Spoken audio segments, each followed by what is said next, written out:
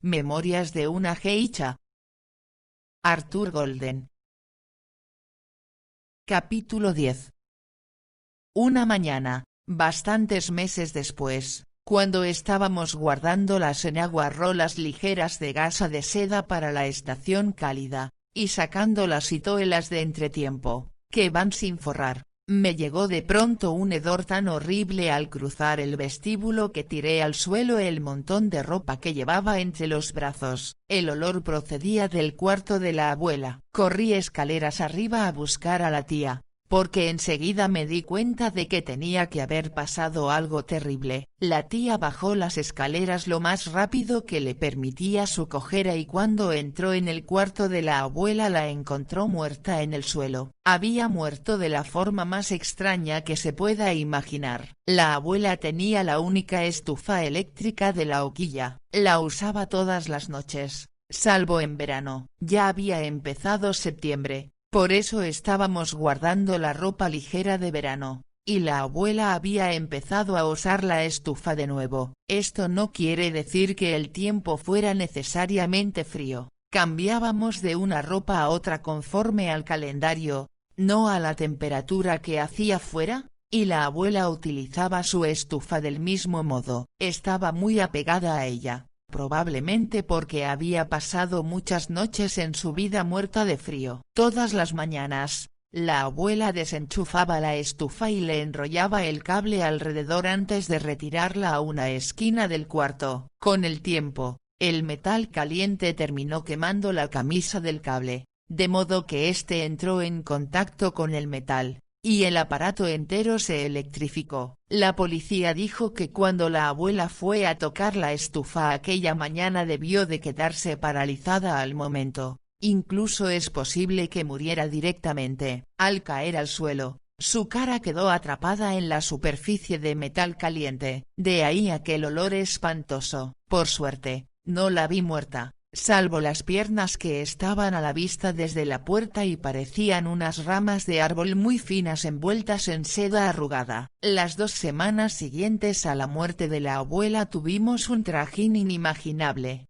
no solo para limpiar la casa a fondo en la religión shinto, la muerte es lo más impuro que puede suceder, sino también disponiendo las velas, las bandejas de comida, los farolillos a la entrada, las mesitas del té, las bandejas para el dinero que traían los visitantes, y todas esas cosas. Estuvimos tan ocupadas que una noche la cocinera cayó enferma y tuvieron que llamar al médico. Resultó que el único problema era que la noche anterior no había dormido más de 2 horas. No se había sentado en todo el día y había tomado un tazón de sopa por toda comida. Me sorprendió ver a mamita gastar dinero casi sin contención encargando que se cantaran sufras en nombre de la abuela en el templo de Gion, comprando arreglos de capullos de loto en las pompas fúnebres, y todo ello en plena depresión. Al principio me preguntaba si su forma de actuar era una especie de demostración del cariño que sentía por la abuela,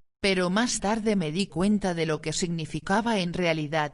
Prácticamente todo Gion pasaría por nuestra hoquilla, a fin de presentar a la abuela sus últimos respetos, y asistiría a la ceremonia fúnebre que tendría lugar una semana después en el templo. Mamita tenía que ofrecer el espectáculo que todos esperaban. Durante unos días realmente todo Gion pasó por nuestra hoquilla, o eso pareció, y tuvimos que ofrecerles té y dulces a todos. Mamita y la tía recibieron a las dueñas de varias casas de té y hoquillas, y a cierto número de criadas que habían conocido a la abuela, así como tenderos, peluqueros y fabricantes de pelucas, la mayoría de los cuales eran hombres, y, por supuesto, a docenas y docenas de geishas. Las geishas de más edad conocían a la abuela de sus días de geisha, pero las más jóvenes no habían oído ni siquiera hablar de ella. Venían por respeto a mamita,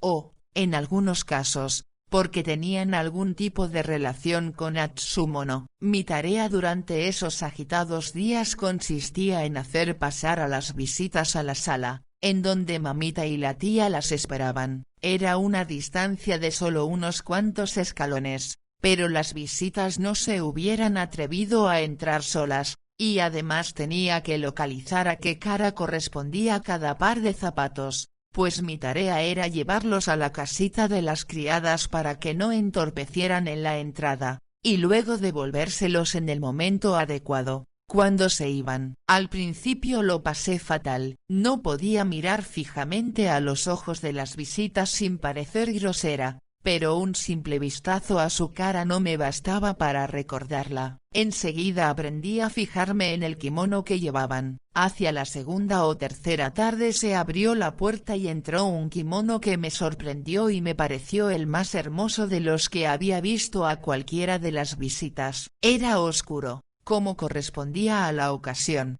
un sencillo vestido negro con una cenefa en el bajo, pero el estampado de hierbas verdes y doradas era tan suntuoso que de pronto me encontré imaginando lo sorprendidas que se quedarían las mujeres y las hijas de los pescadores de Yoroido al ver una cosa así. Una doncella acompañaba a nuestra visitante, lo que me hizo pensar que tal vez era la dueña de una casa de té o de una hoquilla, pues muy pocas geishas se podían permitir este gasto. Yo aproveché que ella se detuvo a mirar el pequeño altar cinto de nuestro portal para mirar a hurtadillas su cara. Era un óvalo tan perfecto que enseguida se me vino a la cabeza un pergamino que había en el cuarto de la tía con un dibujo a tinta de una cortesana del periodo Heian, es decir, de hace 1000 años. No era una mujer tan llamativa como Atsumono, pero sus rasgos eran tan perfectos que no tardé en empezar a sentirme aún más insignificante de lo normal. Y entonces, de pronto, me di cuenta de quién era aquella mujer. Mamea, la geisha cuyo kimono me había obligado a estropear a Tsumono. Lo que le había sucedido a su kimono no era realmente culpa mía, pero con todo habría dado el vestido que llevaba por no tropezarme con ella. Bajé la cabeza, para ocultar la cara, mientras las hacía pasar a ella y a su doncella a la sala. No creía que fuera a reconocerme, pues estaba segura de que no me había visto la cara cuando fui a devolver el kimono, y aunque me la hubiera visto, habían pasado 2 años desde entonces. La doncella que la acompañaba no era la misma joven a la que se le habían llenado los ojos de lágrimas al entregarle yo el kimono. Aún así sentí un gran alivio cuando tras una reverencia las dejé en la sala. 20 minutos después, cuando Mamea y su doncella dieron por terminada la visita, fui a buscarles los zapatos y los dispuse en el escalón de la entrada, sin levantar la cabeza y sintiéndome exactamente igual de nerviosa que antes. Cuando la doncella abrió la puerta, tuve la sensación de que mi suplicio había llegado a su fin. Pero en lugar de salir, Mamea se quedó allí parada. Empecé a preocuparme, y con los nervios, debió de romperse la comunicación entre mis ojos y mi cabeza, porque, aunque sabía que no debía hacerlo, levanté la vista. Me quedé espantada al comprobar que Mamea me estaba observando fijamente. ¿Cómo te llamas, pequeña?, dijo, en un tono que a mí me pareció severo. Le dije que me llamaba Chiyo. Ponte de pie, Chiyo, quiero echarte un vistazo. Me puse de pie como me pedía, pero si hubiera sido posible hacer que mi cara se encogiera hasta desaparecer, o se autoabsorbiera como quien absorbe un espagueti, estoy segura de que lo habría hecho. Pero, ¿qué te pasa? Quiero echarte un vistazo, dijo. Parece que te estás contando los dedos de los pies. Levanté la cabeza, pero no los ojos, y entonces Mamea dejó escapar un profundo suspiro y me ordenó que la mirara. «¿Qué ojos tan extraños?», dijo. Pensé que había visto mal. «¿De qué color dirías que son, Tatsumi?». Su doncella volvió a entrar y me miró. «Azul plomo, señora», contestó. «Eso es exactamente lo que habría dicho yo». «¿Cuántas chicas crees tú que habrá en Gion con unos ojos como estos?». No sabía si Mamea me estaba hablando a mí o a Tatsumi, pero ninguna de las dos respondió. Me miraba con una expresión peculiar en el rostro, concentrada en algo, me pareció, y luego, para mi gran alivio, se excusó y salió. El funeral de la abuela tuvo lugar una semana después, En una mañana que el adivino consideró propicia, después del funeral, empezamos a restaurar en la hoquilla el orden acostumbrado, pero con algunos cambios. La tía se mudó al piso de abajo, a la habitación que había sido de la abuela, y Calabaza, que iba a empezar en breve su aprendizaje de geisha, ocupó la habitación del segundo piso que había sido de la tía. Además, a la semana siguiente llegaron 2 nuevas criadas, ambas de mediana edad y muy enérgicas. Puede parecer extraño que mamita añadiera criadas cuando la familia era ahora menor en número, pero, en realidad, la hoquilla siempre había tenido menos personal del necesario, porque la abuela no soportaba que hubiera mucha gente a su alrededor. El último cambio fue que a Calabaza la liberaron de todas sus tareas. Se le dijo que debía empezar a aprovechar el tiempo practicando las diversas artes de las que iba a depender su vida profesional. Por lo general, a las chicas no se les daban tantas oportunidades de practicar, pero la pobre Calabaza era muy torpe y necesitaba más tiempo. Yo lo pasaba fatal viéndola tocar el samisen arrodillada en la pasarela durante horas, sacando la lengua, como si quisiera lamerse la mejilla. Me sonreía cuando nuestras miradas se cruzaban, y, en realidad, su disposición hacia mí era de lo más dulce y amable. Pero yo ya empezaba a encontrar difícil de arrastrar en mi vida la carga de la paciencia, esperando que se entreabriera una pequeña puerta que podría no abrirse nunca, y que ciertamente sería la única oportunidad que se me ofrecería. Ahora tenía que ver cómo la puerta se abría de par en par delante de otra persona. Algunas noches, recostada en el futón antes de dormirme, sacaba el pañuelo que me había dado aquel presidente y olía su rico aroma de talco. Alejaba de mi mente todo salvo la imagen de él y la sensación del tibio sol en mi rostro y el tacto del muro de piedra donde me había sentado el día que lo conocí. Era mi bodhisattva, que me protegería con sus 1000 brazos. No podía imaginarme cómo me llegaría esta ayuda,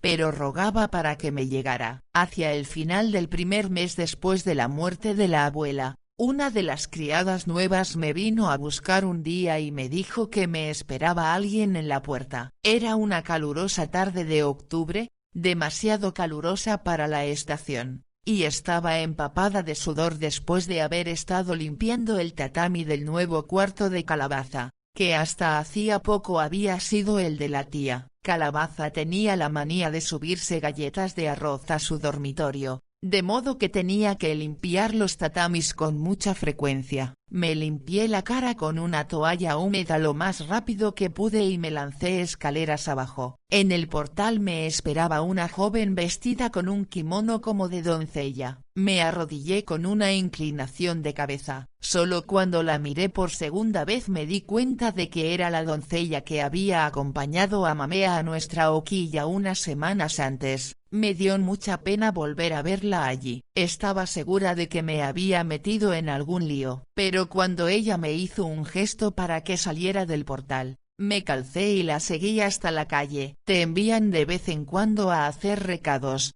chilló? Me preguntó. Había pasado tanto tiempo desde que había intentado escapar que ya no estaba confinada en la hoquilla. No tenía ni idea de por qué lo preguntaba, pero le dije que sí. Bien, dijo, consigue que te envíen mañana a las 3 y reúnete conmigo en el puentecillo que cruza el arroyo Shirakawa. Sí, señorita, dije yo, pero, ¿le puedo preguntar para qué? Ya lo descubrirás mañana, ¿no? Me contestó, arrugando la nariz, lo que me hizo sospechar si no se estaría burlando de mí. No me agradaba para nada que la doncella de Mamea me hubiera pedido que la acompañara donde fuera, probablemente a ver a Mamea, pensaba yo, para que me regañara por lo que había hecho. Pero aunque no me agradaba, al día siguiente hablé con Calabaza y le pedí que me enviara a hacer un recado que no fuera necesario hacer realmente. Le preocupaba buscarse líos,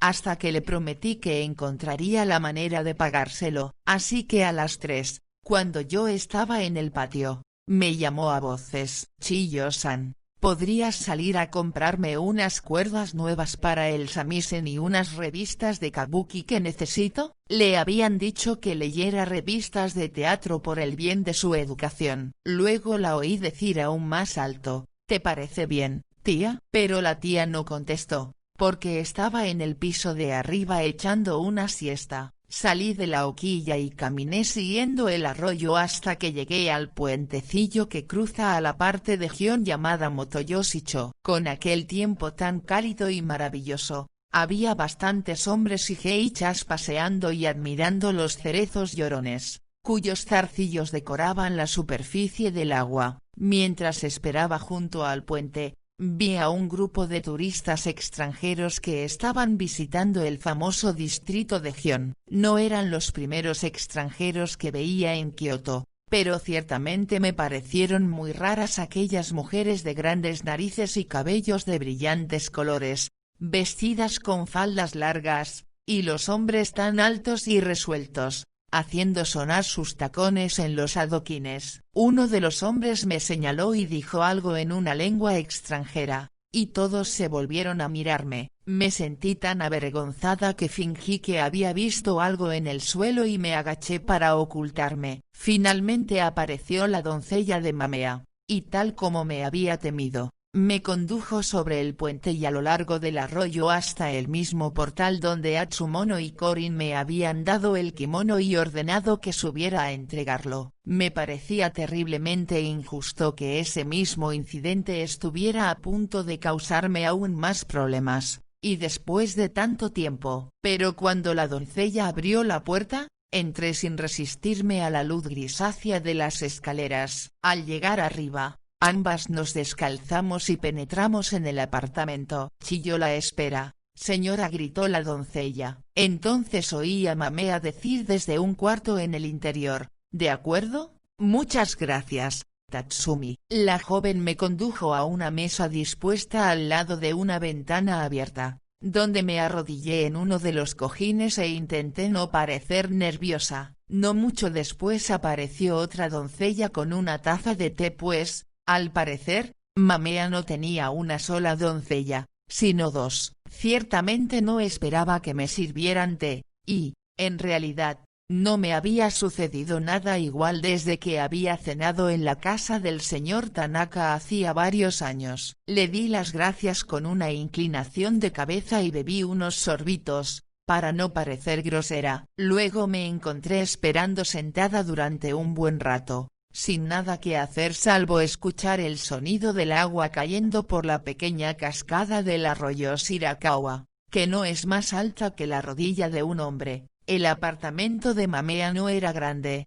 pero era extremadamente elegante, con hermosos tatamis, obviamente nuevos, pues conservaban todavía el precioso brillo amarillo verdoso y el olor de la paja fresca. Si alguna vez te has fijado en un tatami, habrás visto que el borde está rematado con una tira de tela, que por lo general suele ser algodón o lino oscuro, pero estos estaban rematados con una tira de seda estampada en verde y dorado. No muy lejos, en la alcoba, había colgado un pergamino escrito con una hermosa caligrafía, que resultó ser un regalo que el famoso calígrafo Matsudaira Koichi le había hecho a Mamea. Bajo este, en el zócalo de madera de la alcoba, había unas ramas de cornejo en flor dispuestas sobre un plato de forma irregular de un negro brillante craquelado. Lo encontré muy original, pero en realidad se lo había regalado a Mamea ni más ni menos que el gran ceramista Yoshida Sakuei, el maestro sin igual de la cerámica Setoguro, que en los años que siguieron la Guerra Mundial se convirtió en un tesoro nacional en carne y hueso. Por fin Mamea salió del cuarto interior exquisitamente vestida con un kimono color crema estampado de aguas en el bajo. Me levanté, me volví hacia ella e hice una profunda reverencia sobre los tatamis, mientras ella se dirigía a la mesa. Cuando llegó, se puso de rodillas frente a mí. Bebió un sorbo del té que la doncella le trajo y me dijo: a ver, Chiyo, ¿no? ¿Por qué no me cuentas cómo te las has apañado para salir de tu hoquilla esta tarde? Estoy segura de que a la señora Anita no le gusta que sus criadas anden por ahí dedicadas a sus asuntos en medio del día. No había esperado que me hiciera una pregunta de este tipo. No se me ocurría qué decir. Aunque sabía que sería grosero no responder. Mamea se limitó a dar unos sorbitos a su té y me miró con una expresión benévola en su perfecta cara oval. Por fin dijo: «¿Crees que te he llamado para regañarte? Pero solo me interesa saber si te has metido en algún lío por venir aquí». Me sentí aliviada al oír estas palabras. «No, señora», contesté. «Se supone que he salido a buscar revistas de kabuki y cuerdas de samisen». «Oh, bien. Bien, tengo mucho de eso», dijo, y luego llamó a la doncella y le dijo que las trajera y las pusiera en la mesa delante de mí. «Cuando vuelvas a la hoquilla, llévatelas, y así nadie se preguntará dónde has estado. Ahora, dime, cuando fui a dar el pésame a tu hoquilla, vi a otra chica de tu edad, debía de ser Calabaza, con la cara muy regordeta». Mamea me preguntó por qué la llamaba Calabaza. Y cuando se lo expliqué soltó una carcajada. «¿Y cómo se llevan esa Calabaza y Atsumono?» «Bien, señora», contesté yo. «Supongo que Atsumono no le presta más atención de la que le prestaría a una hoja que revoloteara por el patio». «Qué poético. Una hoja revoloteando por el patio. ¿Y a ti también te trata así?» Abrí la boca para hablar, pero la verdad es que no sabía qué decir. Sabía muy poco de Mamea. Y me pareció impropio hablar mal de Atsumono con alguien ajeno a nuestra hoquilla. Mamea pareció leer mis pensamientos, pues me dijo: «No tienes que contestar. Sé perfectamente cómo te trata Atsumono, más o menos como una serpiente a su siguiente presa, diría yo». «¿Y quién se lo ha dicho, señora? Si me permite preguntárselo». «Nadie me lo ha dicho», respondió ella. «Atsumono y yo nos conocemos desde que yo tenía 6 años y ella 9. ¿Cuándo has visto a alguien portarse mal durante tanto tiempo? Saber cuál será su siguiente fechoría no tiene mucho secreto». «No sé qué he hecho para que me odie como me odia», dije. «Atsumono no es más difícil de entender que un gato. Un gato es feliz mientras está tumbado al sol sin otros gatos a su alrededor. Pero si pensara que alguien está rondando junto a su plato de comida». «¿Te ha contado alguien la historia de cómo Atsumono echó de Gion a la joven Atsuoki?» Le dije que nadie me lo había contado. «¿Qué chica tan atractiva era Atsuoki?», empezó Mamea. «Y una buena amiga, también». Ella y Atsumono eran hermanas, es decir, habían sido enseñadas por la misma geisha, en su caso la gran Tomiatsu, que por entonces ya era casi una anciana. A tu Atsumono nunca le gustó la joven Atsuoki, y cuando las dos estaban aprendiendo, no soportaba tenerla de rival, así que empezó a difundir el rumor por todo Gion de que Atsuoki había sido sorprendida una noche en la vía pública en una actitud impropia con un policía. Por supuesto no había ninguna verdad en ello, nadie la habría creído si hubiera ido ella misma contando la historia por todo Gion. Todos sabían los celos que Atsumono tenía de Atsuoki, con que hizo lo siguiente: siempre que se encontraba con alguien muy borracho, una geisha, o una doncella o incluso un hombre de visita en Gion, no importaba, le susurraba la historia aquella que se había inventado sobre Atsuoki, de tal forma que al día siguiente la persona que la había oído no recordaba que Atsumono había sido la fuente. La reputación de la pobre Atsuoki no tardó en quedar peligrosamente dañada, y Atsumono no encontró ninguna dificultad para poner en práctica unas cuantas de sus triquiñuelas y echarla. Sentí un extraño alivio al enterarme de que alguien más aparte de mí había sido monstruosamente tratado por Atsumono. «No soporta tener rivales», continuó diciendo Mamea. «Por eso te trata así». «No creo que Atsumono me vea como una rival, señora», dije. «Soy tanto su rival como un charco lo es del océano. Tal vez no en las casas de té de Gion, pero en tu hoquilla. ¿No encuentra raro que la señora Anita no haya adoptado a Atsumono? La hoquilla Anita debe de ser la hoquilla sin heredera más rica de Gion. Adoptándola, la señora Anita no solo solucionaría ese problema,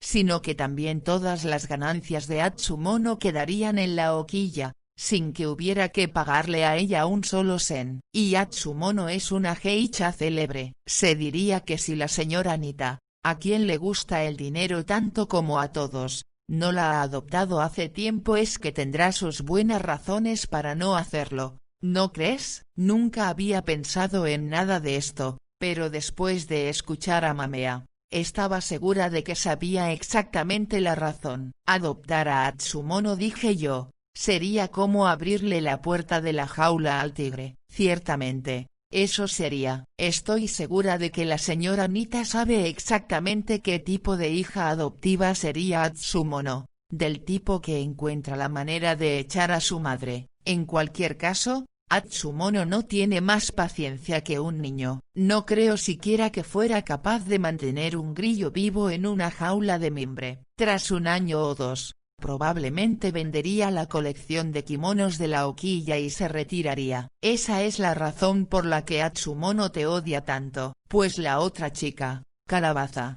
No creo que le preocupe mucho. No es muy probable que la señora Anita quiera adoptarla. Mamea-san, dije. Estoy segura de que recuerda aquel kimono suyo que quedó destrozado. ¿No me vas a decir ahora que eres la chica que vertió tinta sobre él? Pues sí, señora, y aunque estoy segura de que sabe que Atsumono estaba detrás de todo aquello, espero poder demostrarle algún día cómo lamento lo sucedido. Mamea se me quedó mirando un largo rato. No me hacía idea de lo que podría estar pensando hasta que dijo: ¿puedes disculparte? Si lo deseas. Me retiré de la mesa y me incliné hasta tocar el tatami, pero antes de poder decir nada, Mamea me interrumpió. Esa sería una bonita reverencia si tú fueras una campesina recién llegada a Kioto, dijo. Pero como quieres parecer educada, has de hacer así. Mírame, aléjate más de la mesa. Así vale. Sigues de rodillas. Ahora estira los brazos y pon los dedos en el tatami que tienes delante. Solo las yemas de los dedos, no toda la mano. Y los dedos han de estar totalmente pegados. Todavía veo huecos entre ellos. Muy bien, ahora ponlos sobre el tatami.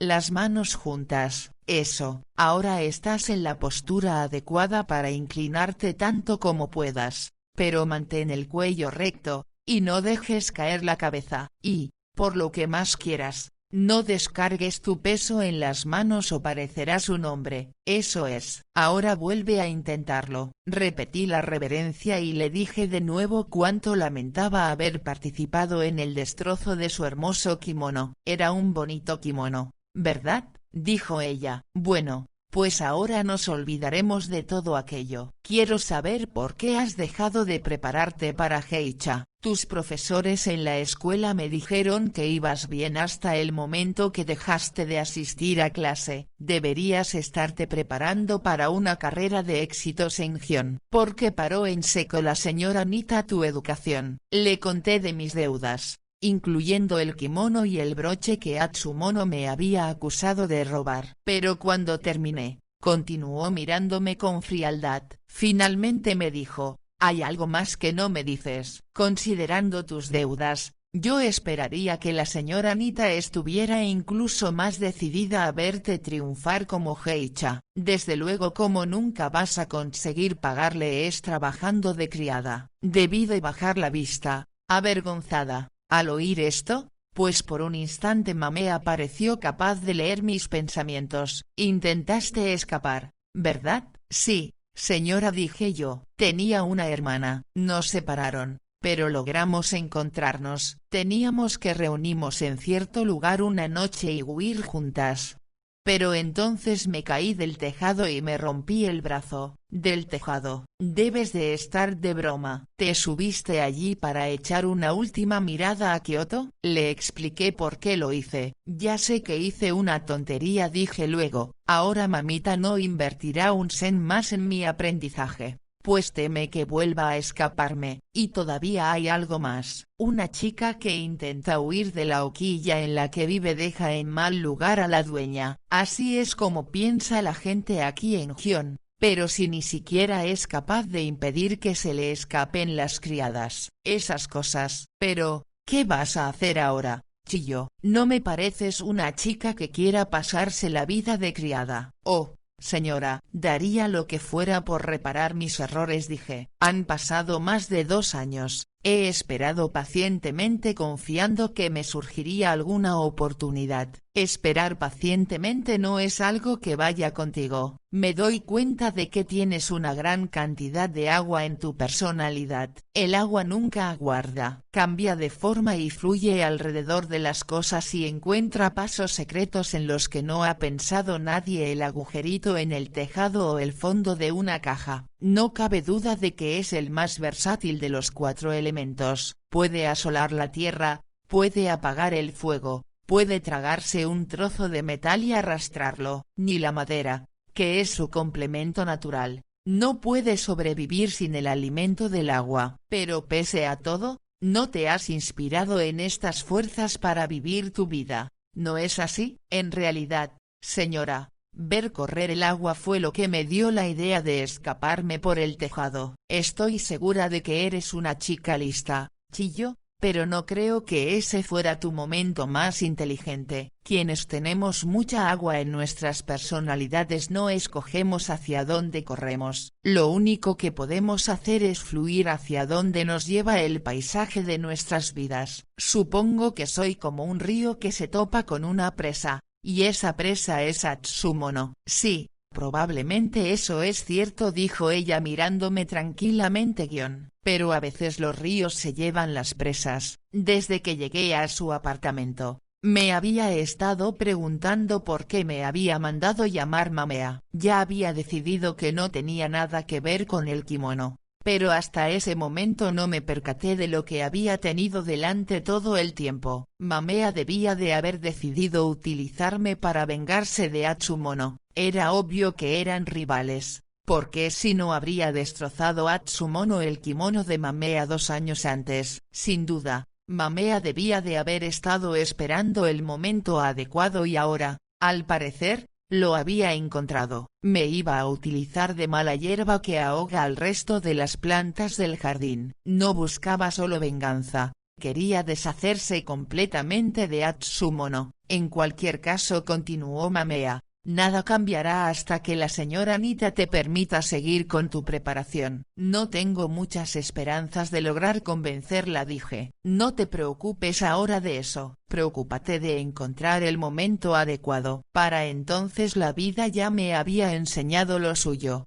pero no sabía lo que era la paciencia, ni siquiera lo suficiente para comprender a qué se refería Mamea con aquello de encontrar el momento adecuado. Le dije que si ella me sugería lo que debía decir, estaba dispuesta a hablar con mamita al día siguiente mismo. Mira, chilló, andar dando tumbos por la vida no es un buen procedimiento. Has de aprender cómo encontrar el tiempo y el lugar para cada cosa. Cuando un ratón quiere volver loco a un gato no se precipita fuera de la madriguera cada vez que se le ocurre. ¿No sabes consultar el horóscopo? No sé si habrás visto alguna vez un horóscopo japonés. Si hojeas uno, encontrarás sus páginas abarrotadas de complicados gráficos y oscuros caracteres. Las geishas son una gente muy supersticiosa, como te decía, la tía y mamita, e incluso la cocinera y las doncellas y las criadas, no decidían nada,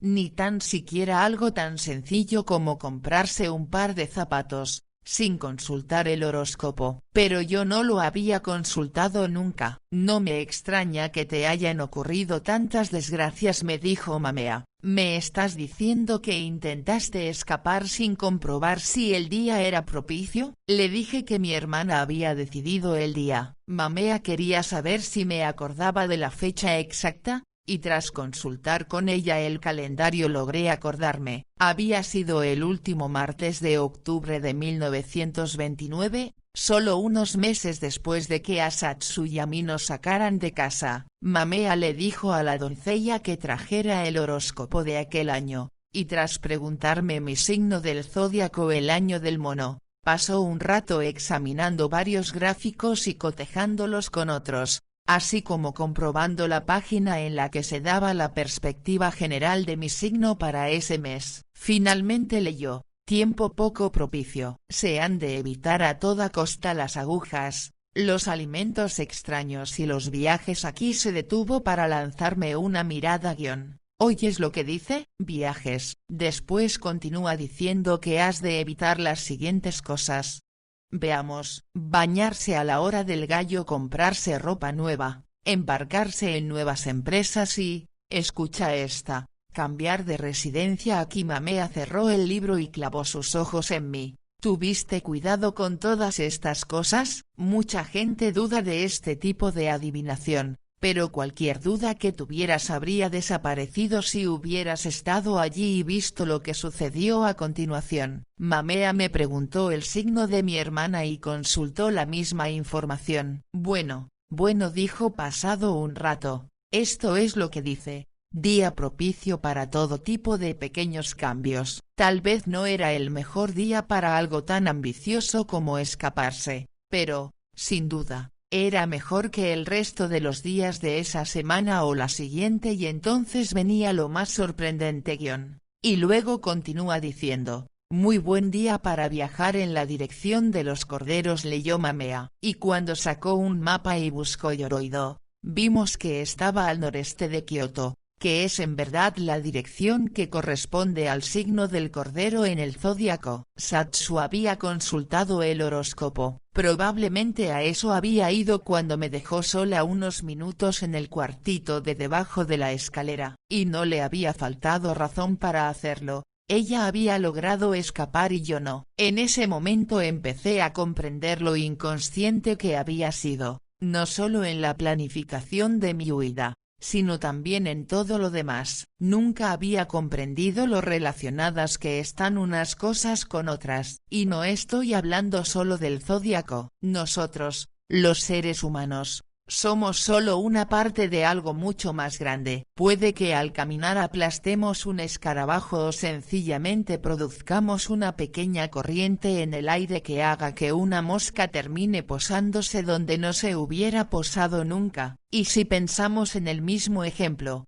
pero haciendo nosotros el papel de los insectos, y el universo en toda su extensión el que acabamos de hacer nosotros, veremos claramente que cada día nos afectan unas fuerzas sobre las cuales no tenemos más control que el que tiene el pobre escarabajo sobre nuestro pie gigantesco cerniéndose sobre él. ¿Y qué podemos hacer? Hemos de emplear todos los métodos que podamos para comprender el movimiento del universo a nuestro alrededor y planificar nuestros actos para no luchar contra las corrientes, sino ir a favor de ellas. Mamea volvió a tomar el horóscopo y esta vez seleccionó varias fechas de las siguientes semanas que eran propicias para realizar grandes cambios. Le pregunté si debería tratar de hablar con mamita en cualquiera de esas fechas y qué debía decirle exactamente. No es mi intención que hables tú personalmente con la señora Anita, me respondió. No te escucharía, y en su caso, yo tampoco lo haría. Que ella sepa, no hay nadie en Gion que quiera ser tu hermana mayor. Me apenó mucho oírla decir esto. Pues entonces, Mamea-san, ¿qué puedo hacer? Volverás a tu hoquilla, Chiyo, contestó Mamea, y no le dirás a nadie que has hablado conmigo. Tras esto, me miró de un modo que significaba que debía despedirme. Lo que hice con una reverencia. Salí tan agitada que olvidé las revistas de Kabuki y las cuerdas de samisen que me había dado Mamea. Su doncella me alcanzó en la calle y me las dio. Capítulo 11. Debo explicar ahora qué quería decir Mamea cuando se refirió a la hermana mayor, aun cuando por entonces yo tampoco supiera mucho qué era. Para cuando una chica está preparada para hacer su debut como aprendiza de geisha, tiene que haber establecido una relación con una geisha experimentada. Mamea había mencionado a la hermana mayor de Atsumono, la gran Tomiatsu, que ya era una mujer madura cuando preparó a Atsumono. Pero las hermanas mayores no siempre les llevan tantos años a las geishas que preparan. Siempre que tenga al menos un día de antigüedad, cualquier geisha puede hacer de hermana mayor de una jovencita. Cuando dos chicas se vinculan como hermanas, celebran una ceremonia, algo parecido a una boda, tras lo cual se consideran miembros de la misma familia, y se llaman la una a la otra hermana mayor y hermana pequeña, como lo hacen los miembros de la familia real. Puede que algunas geichas no se lo tomen tan en serio como debieran,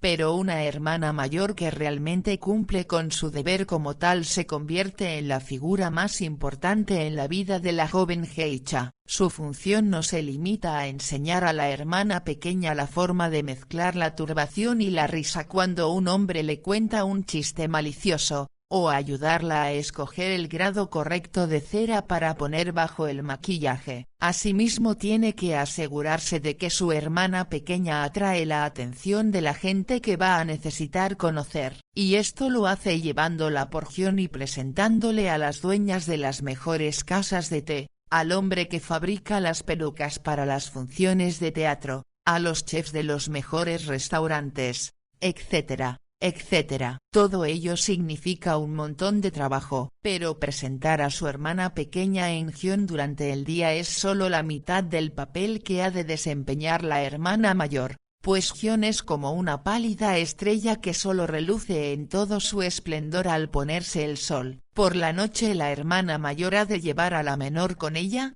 a fin de presentársela a los clientes y protectores que ha ido conociendo a lo largo de los años. Les dice así: conoce a tal y tal, mi hermana pequeña, que no se le olvide su nombre, pues llegará a ser una gran estrella, y, por favor, no deje de verla la próxima vez que visite Gion. Claro está que pocos hombres pagan grandes cantidades para pasar la velada charlando con una chica de 14 años. De modo que lo más seguro es que cuando vuelva a Gion, el cliente en cuestión no la llame, pero la hermana mayor y la dueña de la casa de té seguirán insistiendo hasta que termine haciéndolo. Si resulta que después de todo no le gusta por alguna razón, bueno, eso es otra historia, pero si le gusta, lo más probable es que termine siendo su protector y apreciándola igual que a su hermana mayor. Cuando haces de hermana mayor te sientes a veces como si estuvieras transportando un saco de arroz de aquí para allá por toda la ciudad, pues no solo la hermana pequeña depende de la mayor en la misma medida que depende un pasajero del tren en el que viaja, sino que además cuando la hermana pequeña no se comporta como debe, es la hermana mayor la que ha de cargar con la responsabilidad. La razón por la que una geicha de renombre y en plena actividad se toma todas estas molestias por una chica más joven es que cuando una aprendiza de geicha sale adelante y llega a la fama todo Gion se beneficia, la aprendiza porque puede saldar todas sus deudas y, si tiene suerte,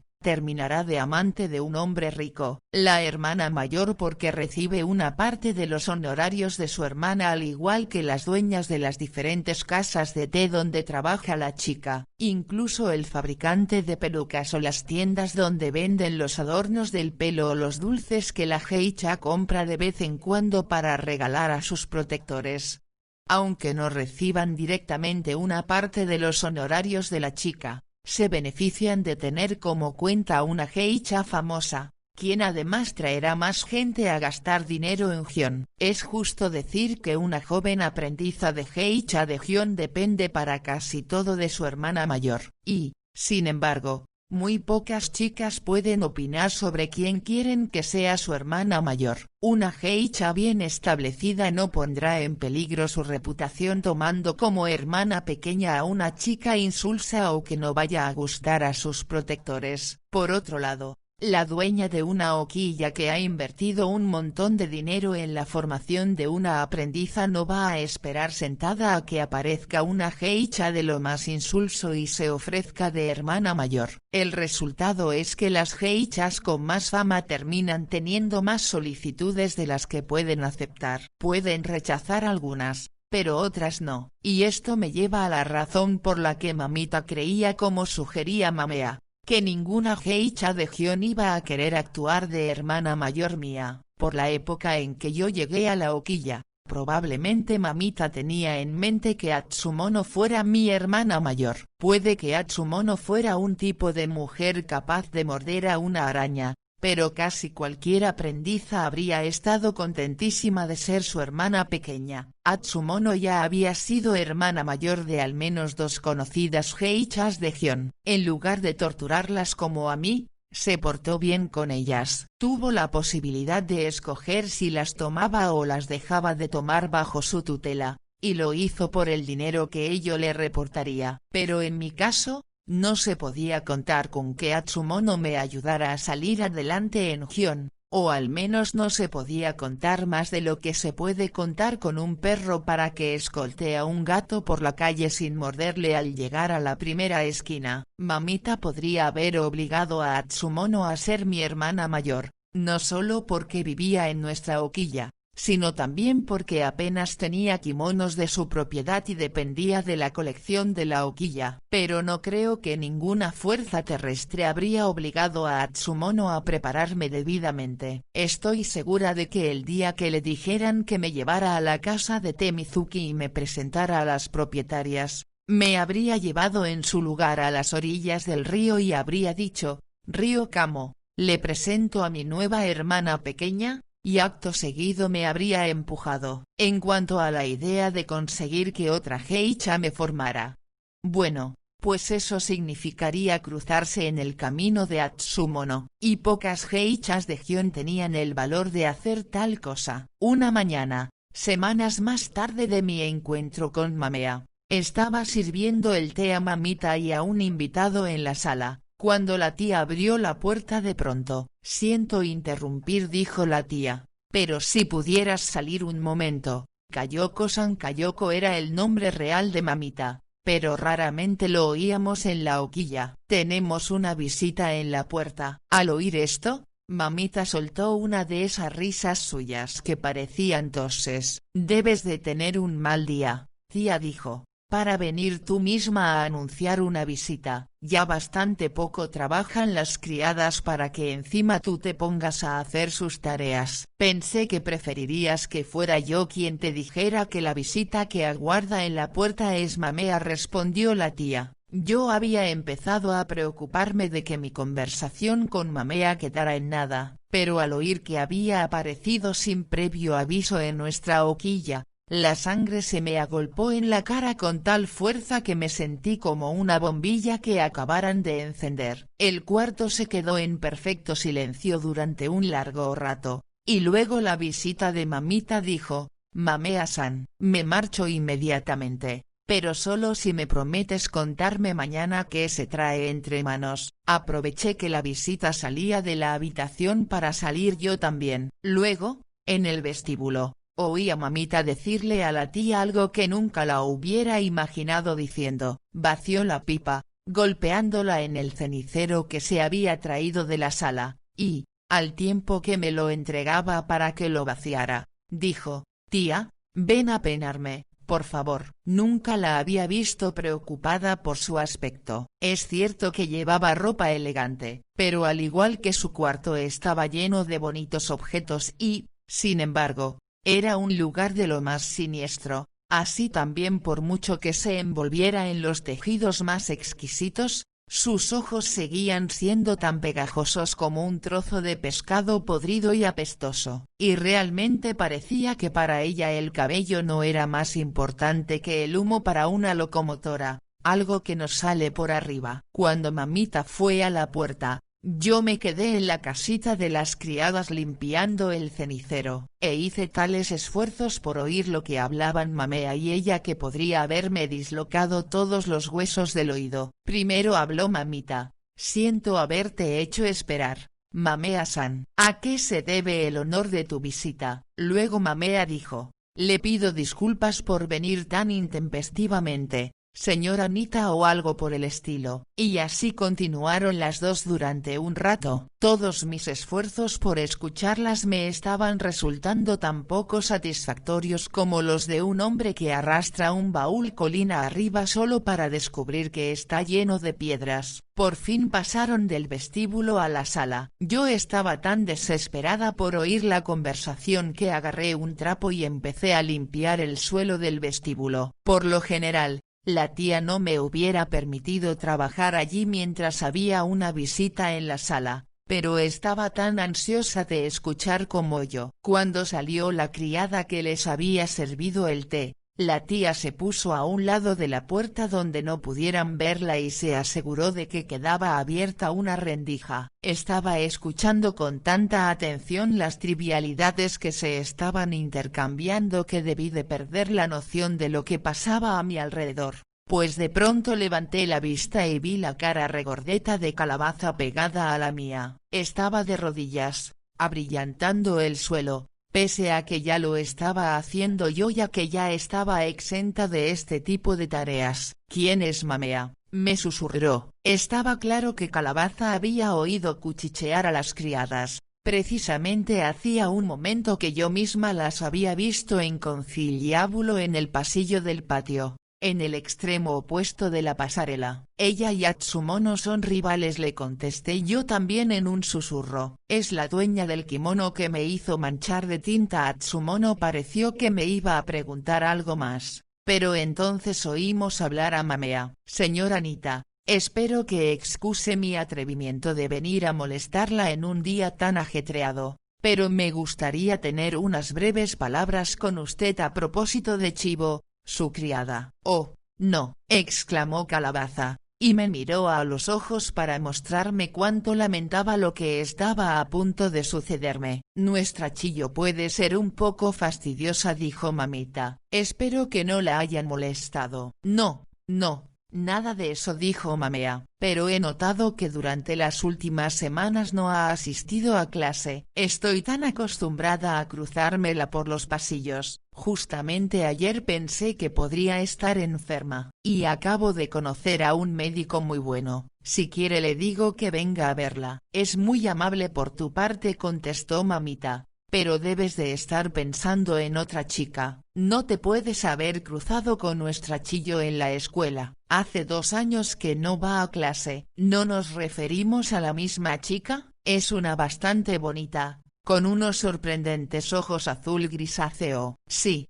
sí que tiene unos ojos poco comunes, pero debe de haber 2 muchachas muy parecidas en Gion. ¿Quién lo hubiera dicho? Puede que hayan pasado 2 años desde que la vi por la escuela, dijo Mamea. Tal vez me impresionó tanto que parece que fue ayer. Si no le importa que le pregunte, señora Anita, ¿está bien la chica? Oh, sí, sana como una manzana, y tan revoltosa como siempre. Pero, ¿ya no va a clase? ¡Qué extraño! Estoy segura de que para una geisha joven y famosa debe ser fácil ganarse la vida en Gion. Pero ya sabes que corren tiempos difíciles. No puedo permitirme invertir dinero en cualquiera. En cuanto me di cuenta de que Chiyo no valía, estoy segura de que nos referimos a 2 chicas distintas, dijo Mamea Gion. No puedo imaginar que una mujer de negocios tan astuta como usted pueda decir que Chiyo no vale. ¿Estás segura de que se llama Chiyo? Ninguna de nosotras se dio cuenta de ello,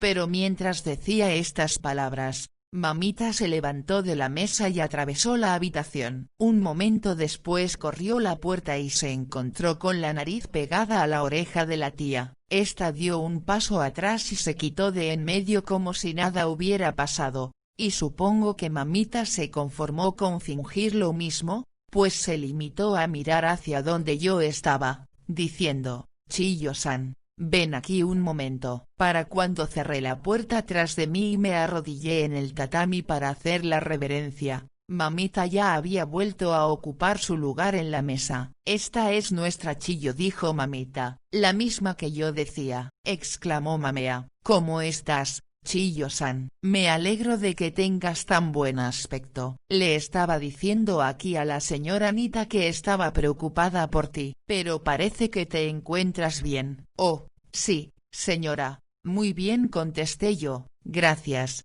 Chiyo, me dijo Mamita. Me excusé con una reverencia, pero antes de ponerme en pie, Mamea dijo, de veras que es una niña preciosa. Señora Anita, le confieso que a veces he estado a punto de venir a pedirle permiso para tomarla como hermana pequeña, pero como ya no va a clase, Mamita debió de quedarse de una pieza al oír esto, pues aunque estaba a punto de beber un sorbo de té, Su mano se detuvo a mitad de camino de su boca y se quedó inmóvil durante todo el tiempo que me llevó a mí levantarme y salir de la habitación. Ya había vuelto a colocarme limpiando el suelo del vestíbulo cuando la oí responder: una geisha tan famosa como tú, Mamea-san. Tú podrías tener de hermana pequeña a quien quisieras. Es cierto que me lo piden con frecuencia, pero hace más de un año que no tomo ninguna hermana pequeña nueva. Se diría que con la depresión económica que estamos viviendo la clientela tendría que venir con cuentagotas,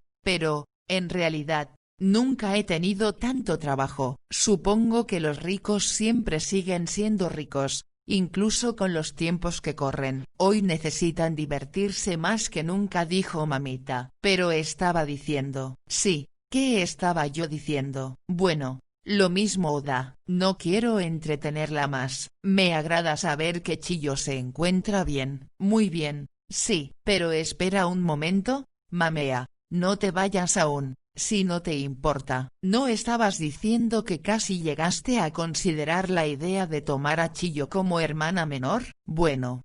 No sé, ahora lleva ya tanto tiempo sin clases, dijo Mamea. Además estoy segura de que tendría usted sus buenas razones para tomar la decisión que tomó. No me atrevería a llevarle la contraria. Rompe el corazón ver las decisiones que se ve obligada a tomar la gente hoy en día. No podía permitirme el gasto de su aprendizaje. Pero si tú piensas que tiene potencial, Mamea-san, estoy segura de que todo lo que inviertas en su futuro te será devuelto con creces. Mamita estaba intentando sacarle ventaja a Mamea. Ninguna geisha pagaba las lecciones de una hermana pequeña. Me gustaría que eso fuera posible, dijo Mamea. Pero con los malos tiempos que corren, tal vez yo tenga alguna manera de solucionarlo, dijo Mamita. Aunque Chiyo es un poco testaruda, y sus deudas son considerables, a menudo he pensado que me sorprendería que consiguiera pagar. Una chica tan atractiva, a mí más bien me sorprendería que no lo lograra. En cualquier caso,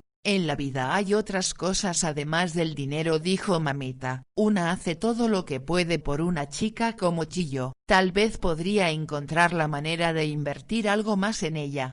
Justo para las clases, ya sabes. Pero, ¿a dónde llevaría todo ello? Estoy segura de que las deudas de Chiyo han de ser considerables, dijo Mamea. Pero aún así creo que para cuando cumpla 20 habrá podido pagarlas. A los 20, dijo Mamita. No creo que eso lo haya conseguido nadie en Gion, y menos ahora, en plena depresión. Sí, eso es verdad. A mí me parece que Calabaza es una inversión más segura, dijo Mamita. Después de todo, en el caso de Chiyo, si te tiene a ti de hermana mayor, sus deudas no harán más que aumentar antes de disminuir. Mamita no hablaba solo de los honorarios de mis lecciones, hablaba también de lo que tendría que pagar a Mamea. Una geisha del nivel de Mamea por lo general se lleva un porcentaje mayor de las ganancias de su hermana pequeña que una geisha de inferior nivel. Mamea-san, si puedes perder un momento más, dijo Mamita. Me gustaría saber si tomarías en consideración una propuesta. Si la gran Mamea dice que Chiyo podrá saldar todas sus deudas a los 20 años, ¿cómo voy a dudar de que es cierto? Claro está, que una muchacha como Chiyo no llegará a nada sin una hermana mayor de tu categoría. Pero nuestra pequeña Okiya está ya realmente al límite de sus posibilidades. No puedo ofrecerte las condiciones a las que estás acostumbrada. Lo más que puedo ofrecerte de las futuras ganancias de Chiyo no pasaría de la mitad de lo que normalmente esperarías. Justo en estos momentos estoy considerando varias buenas ofertas, dijo Mamea. ¿De tomar una hermana pequeña? No podría permitirme hacerlo a mitad de precio. Pero si no he terminado, Mamea-san, replicó Mamita. Esta es mi propuesta. Es cierto que solo puedo pagar la mitad de lo que normalmente cobrarías, pero si Chiyo consigue realmente saldar sus deudas a los 20 años, como tú predices, yo te entregaría entonces el resto de lo que debería haberte correspondido más un 30% adicional. A la larga ganarías más dinero así. ¿Y si Chillo pasa de los 20 sin haber logrado pagar sus deudas?, preguntó Mamea. Pues en ese caso,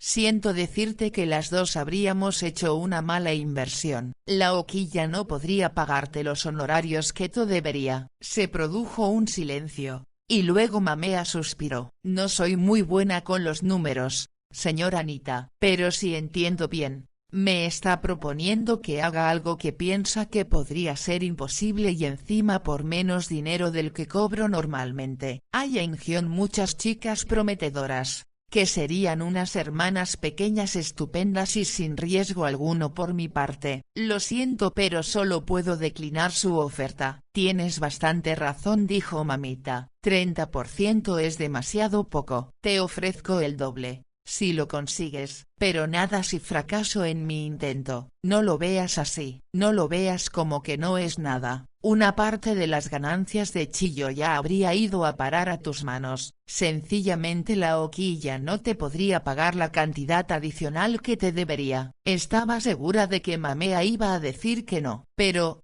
en su lugar, dijo: primero me gustaría saber hasta dónde asciende la deuda de Chillo. Voy a buscar los libros de cuentas para que les eches un vistazo, dijo Mamita. No oí nada más de la conversación, pues al llegar aquí, la tía perdió la paciencia y me envió a la calle con una lista de recados. Pasé la tarde más agitada que un montón de piedras en un terremoto, pues no sabía en qué iba a quedar todo aquello. Si Mamita y Mamea no llegaban a un acuerdo, me quedaría toda la vida de criada, tan seguro como que una tortuga no deja de ser tortuga. Cuando volví a la Hoquilla, Calabaza estaba arrodillada en la pasarela, cerca del patio, sacando unos espantosos chirridos del samisen. Parecía muy contenta de verme, y me llamó. Búscate alguna excusa para entrar en el cuarto de Mamita, me dijo. Lleva toda la tarde encerrada con el abaco. Estoy segura de que va a decirte algo. Luego ven a contármelo todo. Pensé que era una buena idea. Uno de mis recados había sido comprar pomada para la sarna de la cocinera,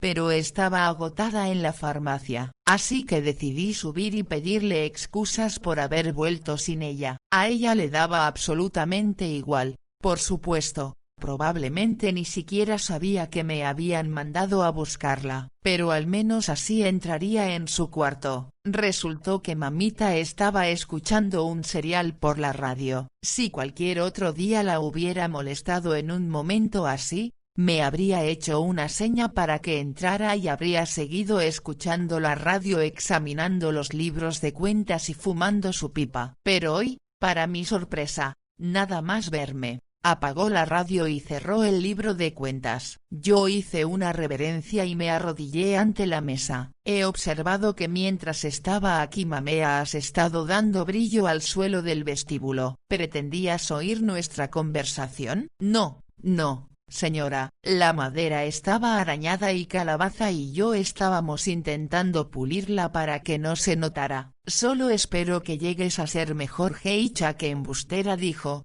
y se echó a reír sin sacarse la pipa de la boca, de tal modo que lanzó una nubécula de cenizas al soplar inadvertidamente en la cazoleta. Algunas hebras de tabaco ardían aún cuando se posaron en su kimono. Dejó la pipa sobre la mesa y se palmoteó toda ella hasta que estuvo segura de apagarlas todas. Vamos a ver, Chillo, llevas en la Hoquilla más de un año, ¿no? Dijo. Más de 2 años. Señora, en todo este tiempo apenas si me había fijado en ti, y de pronto hoy, aparece una geisha del prestigio de Mamea y me dice que quiere ser tu hermana mayor. ¿Quién puede entenderlo? Mi forma de verlo era que Mamea estaba en realidad más interesada en perjudicar a Atsumono que en ayudarme a mí, pero, claro está, no iba a decirle esto a Mamita. Estaba a punto de decirle que no tenía ni idea de por qué se había interesado en mí Mamea, pero antes de decir la primera palabra, se abrió la puerta, y oí la voz de Atsumono. Lo siento, Mamita, No sabía que estabas ocupada regañando a una criada. Poco tiempo le queda de criada, le contestó mamita. Hoy hemos tenido una visita que tal vez te interese. Sí, me he enterado de que ha venido Mamea y ha sacado a nuestro pececito de la pecera, dijo Atsumono. Se acercó y se arrodilló ante la mesa, tan cerca de mí que tuve que echarme a un lado rápidamente para hacerle sitio. Parece que Mamea tiene alguna razón para creer que Chiyo podrá saldar sus deudas a los 20 años, dijo mamita. Atsumono volvió la cara hacia mí. Viendo su sonrisa cualquiera habría pensado que era la de una madre mirando con adoración a su querida hijita. Pero esto es lo que dijo. Tal vez, mamita, si la vendieras a una casa de putas. Compórtate, Atsumono. No te he mandado venir para oír esas cosas. Quiero saber qué le has hecho a Mamea últimamente que haya podido provocarla. Puede que doña Remilgos piense que le he echado a perder el día simplemente por cruzármela en la calle, pero aparte de eso yo no he hecho nada. Se propone algo, y me gustaría saber qué es. No hay ningún misterio. Mamita, cree que la mejor manera de meterse conmigo es a través de la señorita estúpida. Mamita no respondió. Parecía que estaba considerando lo que le había dicho Atsumono. Tal vez dijo por fin. ¿Piensa de verdad que Chiyo tiene más posibilidades como geisha que Calabaza y quiere sacar algún dinero de ello? ¿Quién no lo haría? ¿Realmente? Mamita, Mamea no necesita a Chiyo para hacer dinero. ¿De verdad crees que es una casualidad que haya decidido gastar su tiempo en una chica que vive precisamente en la misma hoquilla que yo? Mamea no dudaría en relacionarse con tu perrito, si pensara que eso iba a servir para expulsarme de Gion. Venga, venga. Atsumono, ¿por qué iba a querer Mamea echarte de Gion? Porque soy más guapa. ¿No es esa una buena razón? Quiere humillarme diciéndole a todo el mundo. Te presento a mi nueva hermana pequeña. Vive en la misma hoquilla que Atsumono, pero es una joya de tal calibre que me han encomendado a mí su aprendizaje. No me imagino a Mamea haciendo tal cosa, dijo mamita. Casi para sí. Si de veras cree que puede hacer que Chiyo llegue a ser mejor geisha que Calabaza, continuó diciendo Atsumono, se va a quedar con un palmo de narices. Pero me encanta la idea de que Chiyo vaya a pasearse de aquí para allá presumiendo de hermosos kimonos. Será una estupenda oportunidad para Calabaza. ¿Nunca ha visto a un gatito atacando a un ovillo de hilo? Calabaza será mucho mejor geisha después de que se haya afilado los dientes con esta. A mamita parecieron gustarle estas palabras, pues alzó las comisuras de la boca, como si fuera a sonreír. ¿Quién me habría dicho al despertarme que iba a ser un día tan bueno? Exclamó. Esta mañana tenía 2 chicas inútiles en la hoquilla, y ahora tendrán que abrirse camino luchando, y con 2 de las geishas más importantes de Gion como introductoras. Capítulo 12. A la tarde siguiente, Mamea me mandó llamar a su apartamento. Esta vez, cuando la criada deslizó la puerta ante mí, estaba sentada a la mesa, esperándome. Puse buen cuidado en hacer una reverencia perfecta antes de entrar en la habitación, y luego avancé hasta ella e hice una segunda reverencia. Mamea-san, no sé lo que le ha llevado a tomar esta decisión. Empecé a decir yo, pero no tengo palabras para expresarle mi agradecimiento. No me lo agradezcas todavía, me interrumpió. Aún no ha sucedido nada. Más vale que me cuentes lo que te haya dicho la señora Anita después de mi visita de ayer. Pues creo que mamita no comprende muy bien por qué está usted tan interesada en mí. Y para decirle la verdad, yo tampoco lo entiendo. Esperaba que Mamea dijera algo al respecto, pero no lo hizo. En cuanto a Atsumono, no vale la pena que gastes ni siquiera un segundo en pensar lo que dice o deja de decir ella. Ya sabes que le encantaría verte fracasar, como también le encantaría a la señora Anita. No entiendo por qué iba a encantarle a mamita verme fracasar, dije yo.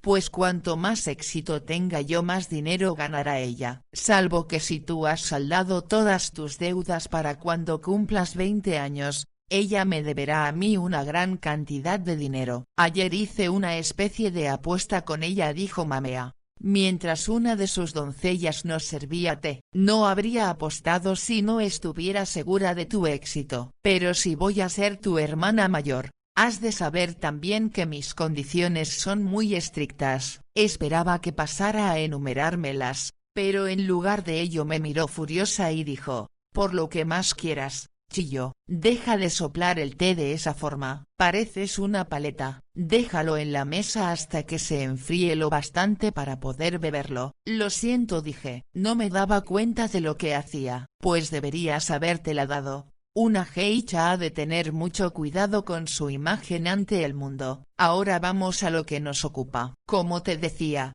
mis condiciones son muy estrictas. Para empezar, espero que hagas siempre lo que te pido, sin hacer preguntas ni dudar de mí. Sé que de vez en cuando has desobedecido a Atsumono y a la señora Nita. Puede que creas que es comprensible, pero, si quieres saber mi opinión, te diré que si hubieras sido más obediente desde el principio, tal vez no te habrían ocurrido todas esas desgracias. Mamea tenía bastante razón. El mundo ha cambiado mucho desde entonces, pero cuando yo era pequeña, enseguida se ponía en su sitio a la niña que desobedecía a sus mayores. Hace varios años tomé dos hermanas pequeñas, continuó Mamea. Una era muy aplicada, pero la otra empezó a holgazanear. La mandé venir a mi cuarto un día y le expliqué que no iba a seguir tolerando que me tomara el pelo, pero de nada sirvió. Al mes siguiente le dije que se fuera y se buscara otra hermana mayor. Mamea-san, te prometo que conmigo eso no ocurrirá nunca, dije. Gracias a ti me siento como un barco que va a navegar por primera vez en el océano. Nunca me perdonaría si te decepcionara. Sí,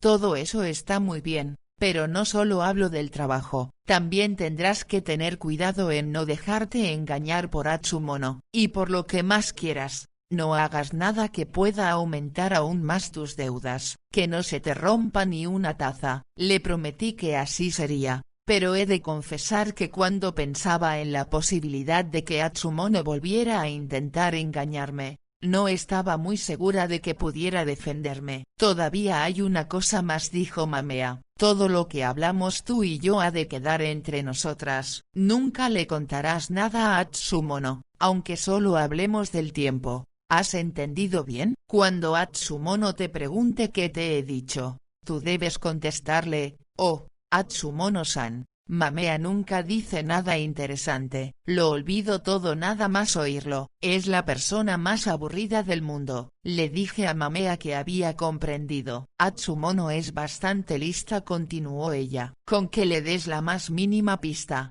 se hará una composición de lugar. Y te sorprendería ver cómo acierta. De pronto, Mamea se inclinó hacia mí y me dijo mostrando un gran enfado en la voz: ¿de qué estabais hablando ayer cuando os vi en la calle juntas? De nada, señora, respondí yo, y aunque Mamea siguió clavando en mí una mirada furiosa, yo estaba tan sorprendida que no pude decir nada más. ¿Qué quieres decir con nada? Más vale que me respondas, niña estúpida, o te llenaré los oídos de tinta mientras duermes. Me llevó un ratito darme cuenta de que Mamea estaba intentando imitar a Atsumono. No era una buena imitación, pero en cuanto reparé en ello dije, de verdad te lo digo, Atsumono-san. Mamea no para de decir tonterías. Nunca recuerdo nada de lo que dice. Sus tonterías me entran por un oído y me salen por el otro. ¿Estás segura de que nos viste ayer juntas en la calle? Porque si hablamos de algo,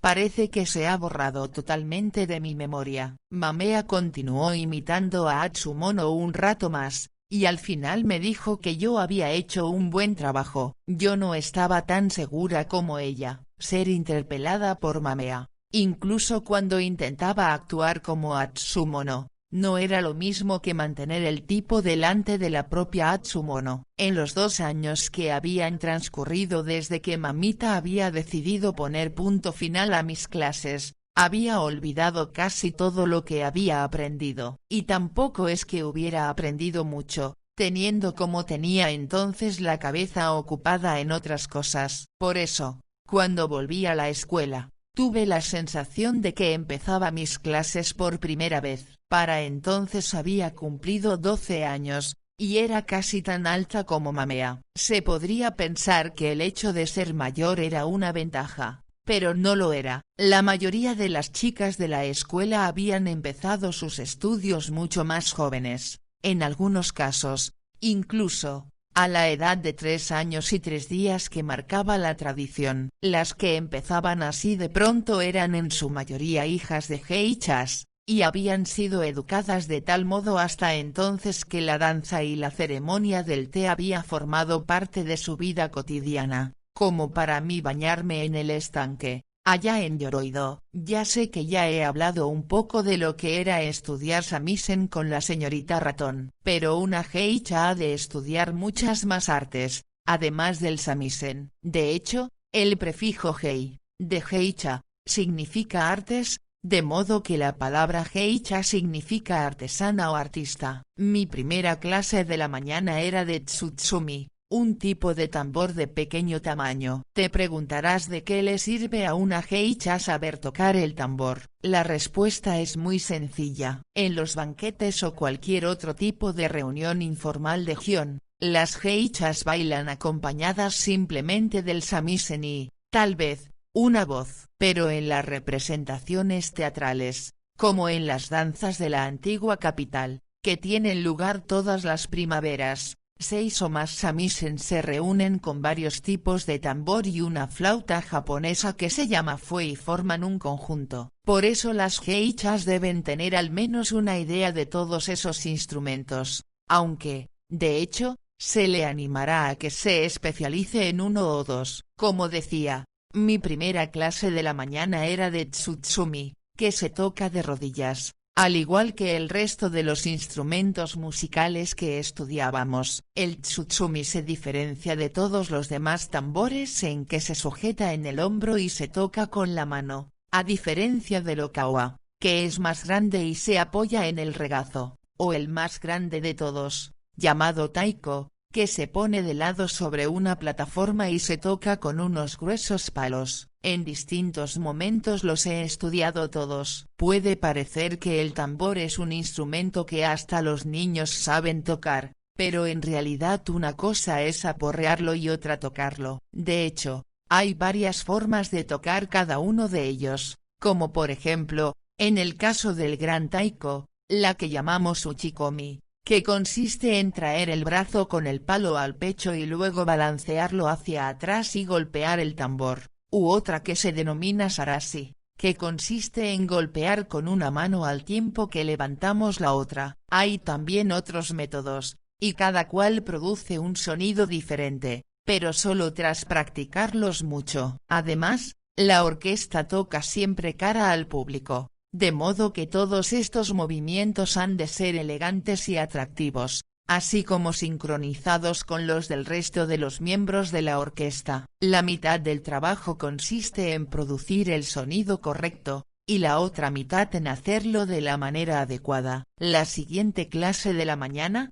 después de la de tambor, era de flauta japonesa, tras la cual venía la de samisen. La manera de estudiar estos instrumentos era más o menos la misma. La profesora tocaba algo primero, y luego nosotras intentábamos repetirlo. A veces sonábamos como una manada de animales del zoo, pero no siempre, pues las profesoras solían empezar con cosas sencillas. Por ejemplo, en mi primera clase de flauta, la profesora tocó una sola nota y después nosotras tratamos de repetirla una por una. Incluso con una sola nota, la profesora tenía mucho que explicar. Tú, tal y cual, tienes que bajar el pulgar en vez de dejarlo bailando en el aire. Y tú, menganita, ¿es que apesta tu flauta? Pues entonces, ¿por qué arrugas así la nariz? Era muy estricta, como la mayoría de las profesoras. Y naturalmente teníamos miedo a equivocarnos. No era raro que te arrebatara la flauta y te diera con ella en la espalda. Después de estas clases, solíamos tener canto. En Japón se suele cantar en las fiestas,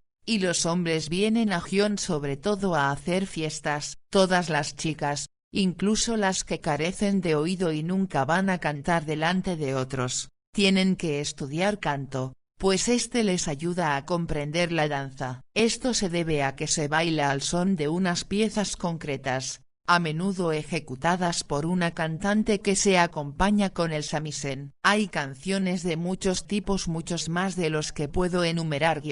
Pero en nuestra clase estudiábamos 5 tipos diferentes. Unas canciones eran baladas populares, otras, trozos de teatro kabuki que constituían largos poemas narrativos, otras eran breves poemas musicales. Sería absurdo que intentara describir estas canciones, pero he de decir que aunque a mí me parezcan preciosas, la mayoría de los extranjeros piensan que suenan como gatos estrangulados en el patio de un templo. Es cierto que en el canto tradicional japonés hay un montón de gorjeos y algunos sonidos se hacen tan abajo de la garganta que el sonido acaba saliendo por la nariz en lugar de por la boca, pero todo es cuestión de costumbre. En todas estas clases, la música y la danza eran solo una parte de lo que aprendíamos, pues incluso la chica que domine todas esas artes, si no ha aprendido urbanidad y modales, no podrá salir bien parada en las fiestas. Esa es una de las razones por las que las profesoras insisten siempre en los buenos modales y porte de sus alumnas, incluso a la hora de ir a los servicios. Cuando estás en clase de samisen, por ejemplo, te corregirán por hablar mal o por hablar con un acento que no sea el de Kioto, o por caminar encorvada o con andares de estibador. En realidad, la regañina más severa que se puede ganar una alumna probablemente no será por tocar mal o por no conseguir memorizar la letra de una canción, sino más bien por llevar las uñas sucias o no ser respetuosa u otras cosas por el estilo. A veces, cuando les cuento cosas de mi aprendizaje a los extranjeros, me preguntan, ¿y entonces cuándo estudiaste las artes florales? La respuesta es que eso no lo estudié nunca. Cualquiera que se siente frente a un hombre en una mesa y se ponga a arreglar un florero con la idea de divertirlo, lo más seguro es que cuando levante la cabeza se encuentre con que el hombre se ha echado a dormir debajo de la mesa. Es preciso recordar que una geisha es ante todo una actriz, alguien que te divierte. Puede que sirvamos el sake o el té a un hombre, pero nunca iremos a buscar para él otra ración de encurtidos. De hecho, las geishas estamos tan mimadas por nuestras doncellas que casi no sabemos cuidar de nosotras mismas o mantener nuestros cuartos ordenados, y aún menos adornar con flores una sala de la casa de té. Mi última clase de la mañana era de la ceremonia del té. Este es un tema sobre el que se han escrito muchos libros, así que no voy a detenerme mucho. Básicamente, una ceremonia del té la llevan a cabo una o dos personas, que se sientan delante de sus invitados y preparan el té de una forma muy tradicional, empleando hermosas tazas, batidores de bambú y otras cosas por el estilo. Incluso los invitados forman parte de la ceremonia, pues deben sujetar la taza y beber de una manera determinada. Si te lo imaginas como un grupo de gente que se sienta a tomar el té,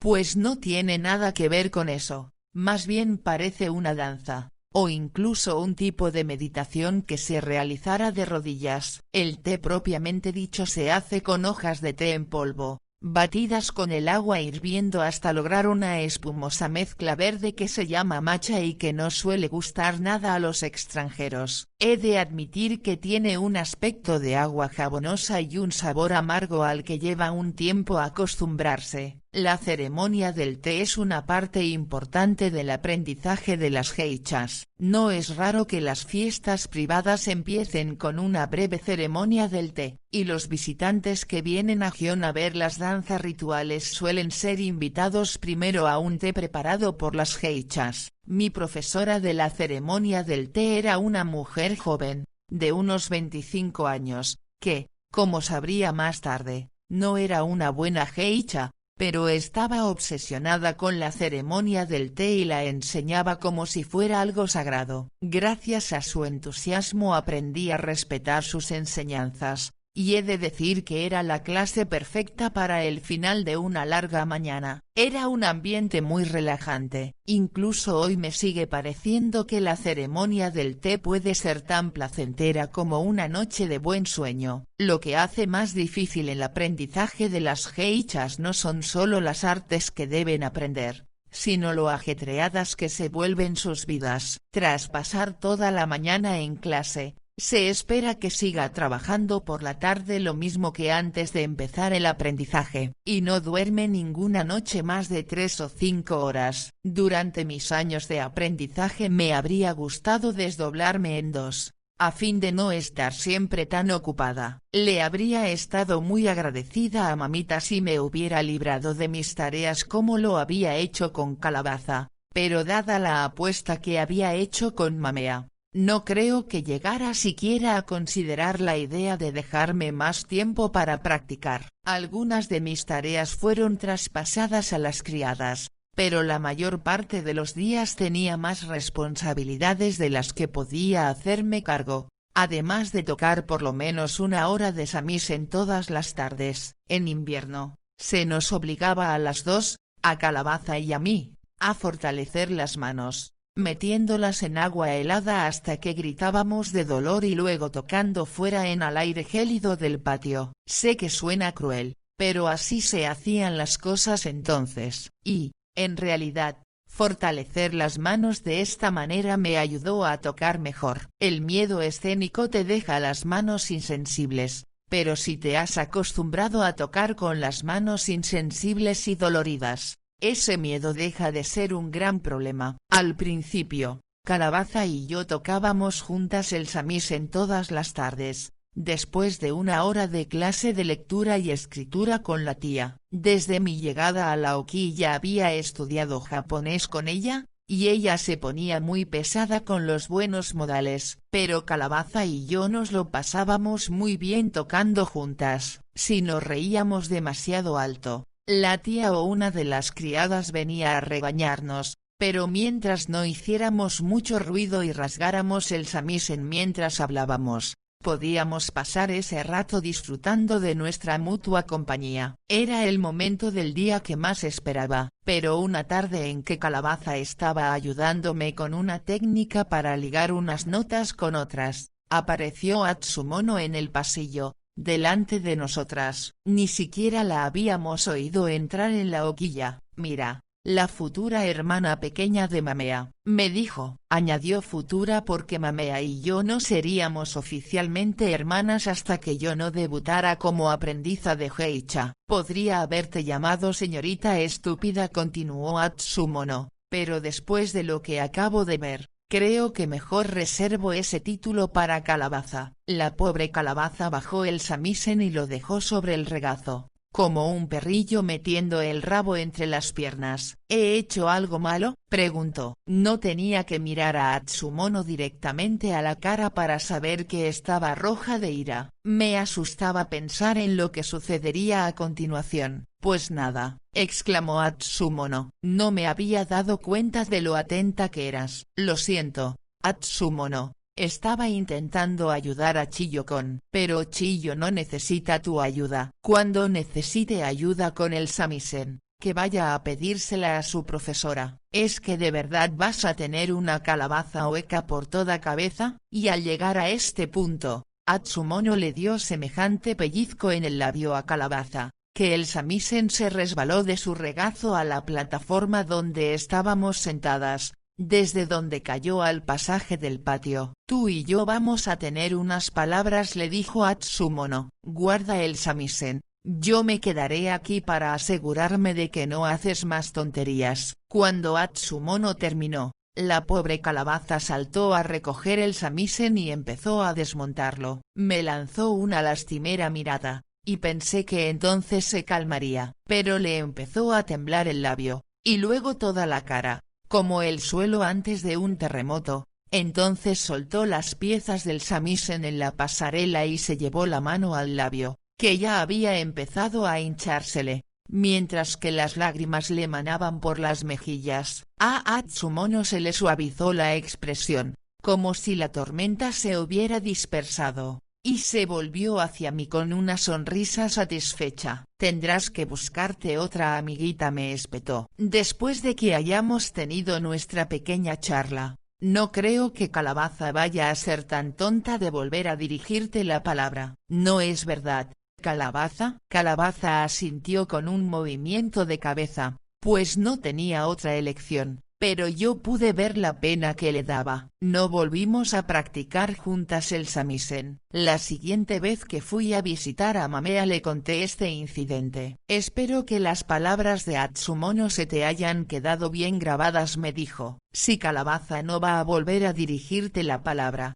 tú tampoco has de dirigírsela a ella. Solo conseguirías buscarle problemas. Además le tendría que contar a Atsumono lo que tú le dijeras. Puede que en el pasado te fiaras de esa pobre chica, pero debes dejar de hacerlo». Me apenó tanto oír esto que durante un rato no pude decir palabra. «Intentar sobrevivir en una hoquilla con Atsumono», dije al fin. «Es como el puerco que tratara de salir con vida del matadero». Estaba pensando en Calabaza cuando dije esto, pero Mamea debió de pensar que me refería a mí misma. «No te falta razón», me dijo. «Tu única defensa es lograr tener más prestigio que ella y echarla». «Pero si todo el mundo dice que es una de las geishas más famosas de Gion, no puedo imaginarme cómo puedo yo llegar a ser más famosa que ella». «No he dicho fama», me contestó Mamea. «He dicho prestigio. Ir a un montón de fiestas no lo es todo. Yo vivo en un espacioso apartamento con 2 doncellas a mi servicio,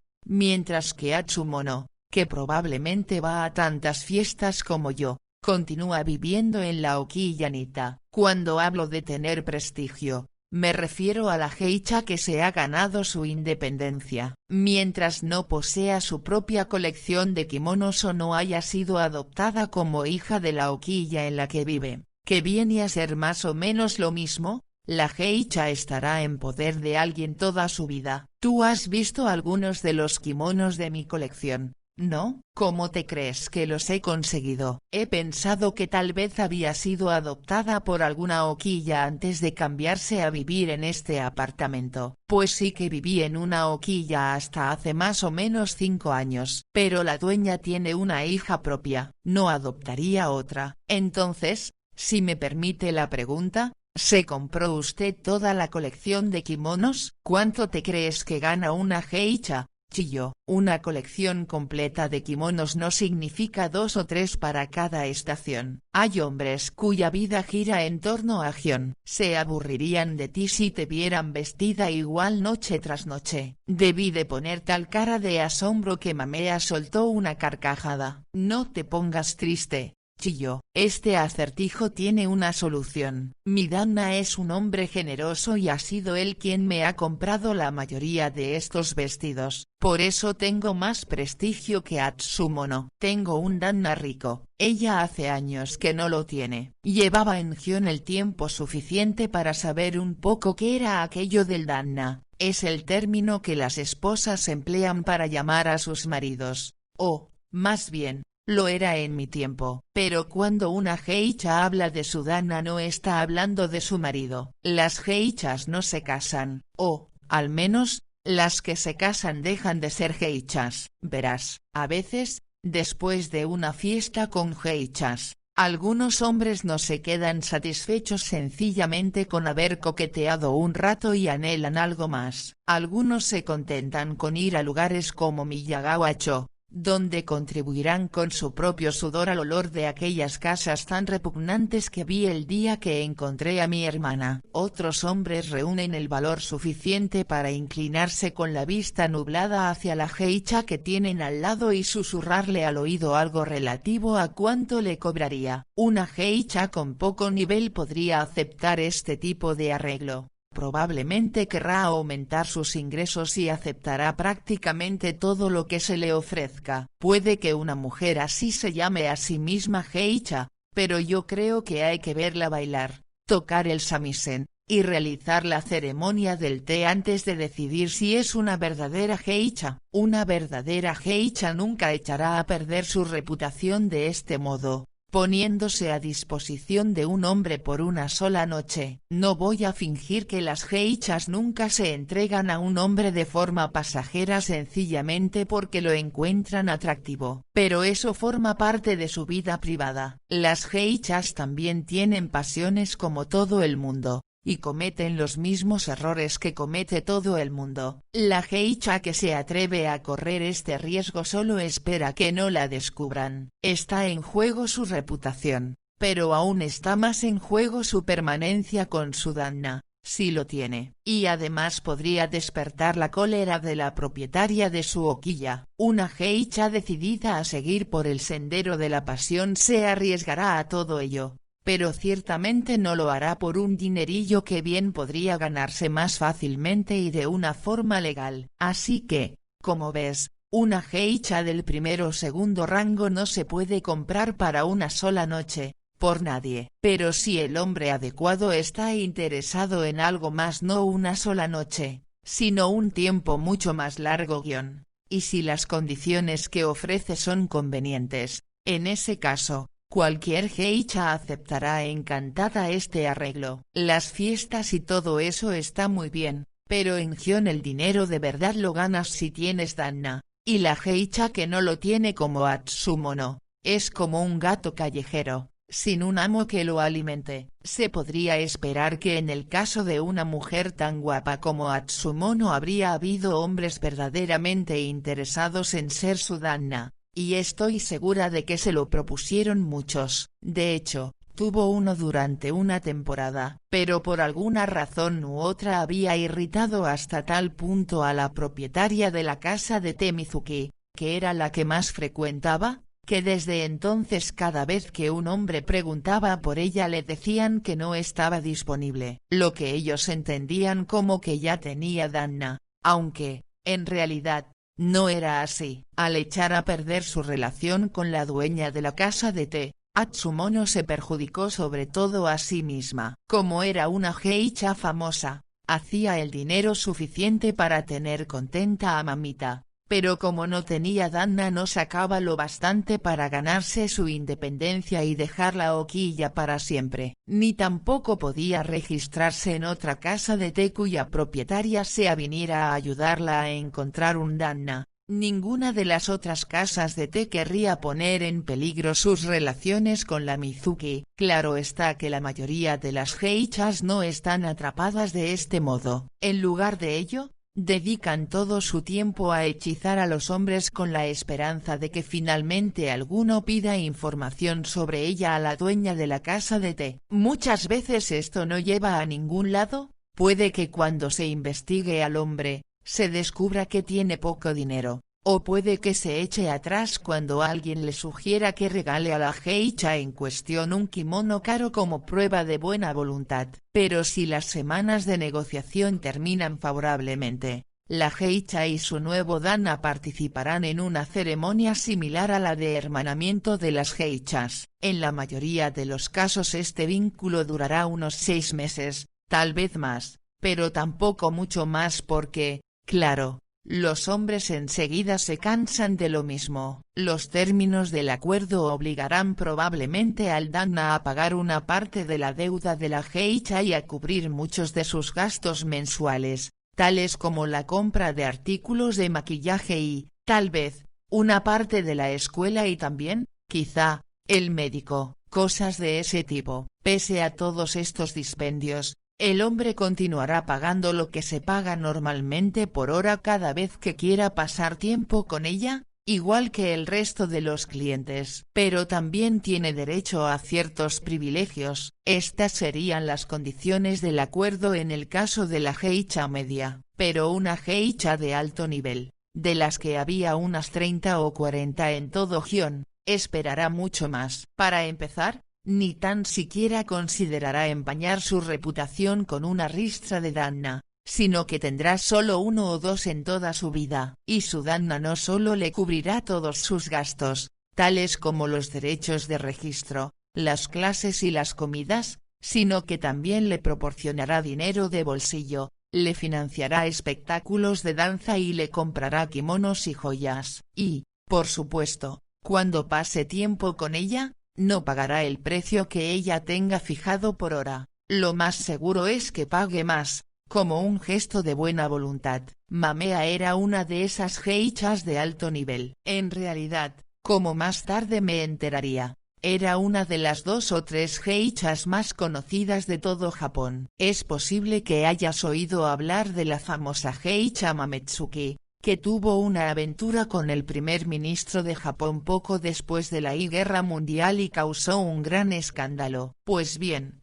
ella fue la hermana mayor de Mamea, por eso tiene el prefijo Mame en su nombre. Es normal que las geishas jóvenes deriven su nombre del de su hermana mayor. El haber tenido una hermana mayor como Mametsuki ya habría sido suficiente para garantizarle a Mamea una carrera de éxitos. Pero en los primeros años 20, la Oficina Japonesa de Turismo lanzó su primera campaña publicitaria. En los carteles se veía una bonita fotografía de una pagoda del templo Toji, situado en el sureste de Kioto, con un cerezo en flor a un lado y una joven geisha, con un aspecto tímido y exquisitamente delicado y elegante, al otro. Esa geisha, todavía aprendiza por entonces, era Mamea. Sería una infravaloración decir que Mamea se hizo famosa. El cartel del turismo japonés se exhibió en todas las grandes ciudades del mundo, con el eslogan "Venga a visitar el país del sol naciente" en todos los idiomas, no solo inglés, sino también alemán, francés, ruso y otras lenguas de las que nunca he oído hablar. Por entonces Mamea solo tenía 16 años, pero de pronto se encontró con que la invitaban a conocer a todos los jefes de estado, a todos los aristócratas ingleses y alemanes o a todos los millonarios americanos que visitaban Japón. Sirvió saque al gran escritor alemán Thomas Mann, quien después le contó, a través del intérprete, una aburrida historia, que duró casi una hora, y también a Charlie Chaplin, a Sam Jackson y posteriormente a Ernest Hemingway, que se emborrachó y dijo que aquellos hermosos labios rojos sobre su cara blanca le parecían manchas de sangre en la nieve. Y la fama de Mamea siguió creciendo en los años que siguieron debido a sus recitales de danza en el Teatro Kabukiza de Tokio, al que generalmente asisten el primer ministro y muchas otras lumbreras. Cuando Mamea anunció su intención de tomarme como hermana pequeña, yo no sabía nada de esto, pero casi fue mejor. Probablemente me hubiera intimidado tanto, que no habría dejado de temblar en su presencia. Mamea fue lo bastante amable aquel día para sentarse conmigo en su apartamento y contarme todas estas cosas. Cuando estuvo segura de que la había entendido, dijo, tras tu debut, serás aprendiza de geisha hasta que cumplas 18 años, después necesitarás un danna, si quieres pagar todas tus deudas, un danna sustancial. Mi trabajo es garantizarte que para entonces se te conozca en todo Gion, pero de ti depende el que te esfuerces y llegues a ser muy buena bailarina. Si no logras llegar al menos al 5.º nivel para tu 16 cumpleaños, no podré hacer nada para ayudarte, y la señora Anita tendrá la alegría de comprobar que ha ganado su apuesta conmigo. Pero Mamea-san, no entiendo qué tiene que ver la danza en todo esto. Mucho. Todo, me contestó. Si miras a tu alrededor a las geishas con más éxito de Gion, verás que todas ellas son excelentes bailarinas. La danza es la más venerada de las artes de las geishas. Solo se anima a especializarse en ella a las muchachas más prometedoras y más hermosas, y nada, salvo, quizás, la ceremonia del té puede compararse a la riqueza de su tradición. El estilo de danza Inoue, que es el que practican las geishas de Gion, se deriva del teatro no. Como el teatro no es un arte muy antiguo, que siempre ha sido protegido por la corte imperial, las bailarinas de Gion consideran su arte superior al estilo de danza que se practica en el distrito de Pontocho, al otro lado del río, que se deriva del teatro kabuki. Ahora bien, yo soy una gran aficionada a este último, y, de hecho, he tenido la suerte de poder contar entre mis amigos a algunos de los actores de kabuki más célebres de este siglo. Pero el teatro kabuki es una forma artística relativamente nueva, no existía antes del siglo XVIII, y ha gozado siempre del favor del pueblo más que de la protección de la corte. Sencillamente el estilo de danza de Pontocho y el estilo de danza Inoue propio de Gion no son comparables. Todas las aprendizas de geisha tienen que estudiar danza, pero, como ya he dicho, solo a las más prometedoras y atractivas se las animará a especializarse y continuar formándose para ser verdaderas bailarinas, más que músicas o cantantes. Lamentablemente, la razón de que Calabaza, con su cara redonda y regordeta, pasara tanto tiempo practicando el samisen era que no había sido seleccionada como bailarina. En cuanto a mí,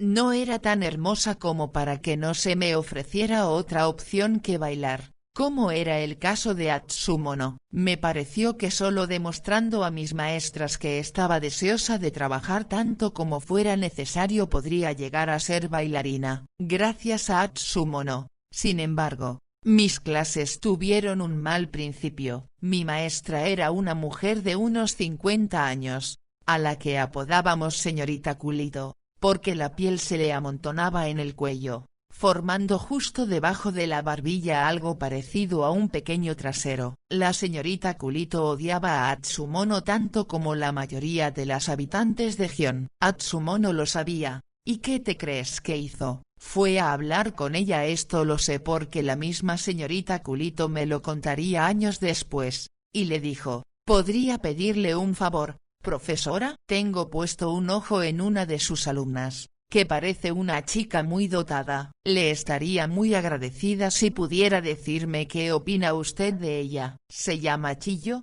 y le tengo mucho cariño. Si pudiera prestarle alguna ayuda especial, yo le quedaría profundamente agradecida. Atsumono no tuvo que decirle más, pues la señorita Culito me prestó toda esa ayuda especial que Atsumono esperaba. Yo no bailaba especialmente mal, pero a la señorita Culito le faltó tiempo para utilizarme como ejemplo de lo que no había que hacer. Por ejemplo, recuerdo una mañana que nos estaba enseñando un paso que consistía en pasar el brazo por delante del cuerpo y luego golpear el tatami con el pie. Se suponía que todas teníamos que repetir el paso al unísono, pero como éramos principiantes, cuando terminamos y golpeamos el suelo, sonó como si una bandeja llena de bolsas de habichuelas se hubiera derramado por el suelo, pues ni un solo pie tocó el suelo al mismo tiempo que otro. Puedo asegurar que yo no lo había hecho peor que el resto,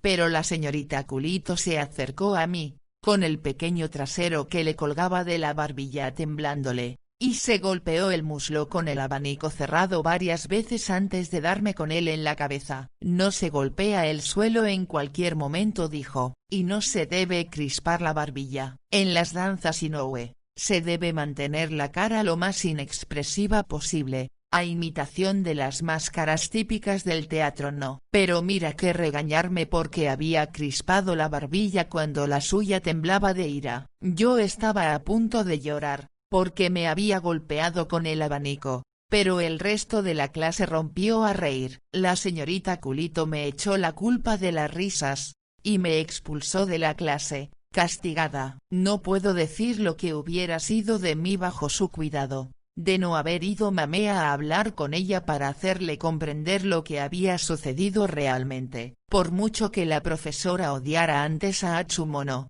estoy segura de que después de enterarse de cómo la había engañado la odió aún más, y tengo que decir que lamentó tanto lo mal que me había tratado que no tardé en convertirme en una de sus alumnas favoritas. No puedo decir que tuviera dotes naturales de ningún tipo, ni para la danza ni para cualquier otra cosa, pero lo que sí es cierto es que estaba tan decidida como cualquiera a trabajar sin descanso hasta lograr mi objetivo. Desde que me había encontrado con aquel señor presidente en la calle un día de la primavera pasada, lo que más anhelaba era tener la posibilidad de llegar a ser geisha y encontrar un lugar en el mundo. Ahora que Mamea me había ofrecido esa posibilidad, estaba resuelta a aprovecharla. Pero con todas las clases, además de las tareas domésticas que tenía encomendadas, y con los objetivos tan altos que me había marcado, Durante los primeros 6 meses de aprendizaje me sentí totalmente abrumada. Luego,